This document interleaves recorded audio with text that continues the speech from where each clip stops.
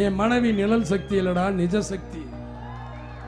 நான் இன்னைக்கு நன்மை செய்ய வேணாம் அப்படின்னு சொல்லி என் மனைவி தடுத்திருந்தா, என்னங்க இது சம்பாதிக்க தான் வந்திருக்கேன், நீங்க என்ன உதவி பண்ணிக்க, நீங்க என்ன 20 லட்சம் தரீங்க, அதில் 15 லட்சம் தரீங்க, சும்மா பார்த்தா காசு எடுக்கிறேன், என் மனைவி தடுத்திருந்தா 91 நான் செய்கின்ற உதவிகள் எல்லாமே நின்று போயிருக்கும்.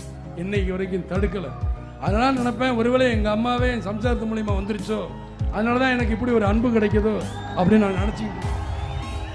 இன்னைக்கு கூட என் மனைவியை சுற்றியில் சொந்தக்காரெலாம் சொன்னாங்க, எதுக்கு சம்பாரிச்சிங்களா போனீங்களா சும்மா இருங்களேன்னு சொன்னதுக்கு என் மனைவி சொன்ன ஒரே வார்த்தை, அவர் சம்பாரித்த காசு, அவரும் மக்களோட ஒன்றா இருக்கிறார், அவர் நினச்சி என்னவா மட்டும் அவர் மக்களுக்காக பிறந்தவர் நினைக்கிறேன், மக்களோட இருக்குன்னு தயவுசெய்து விட்டுருங்க.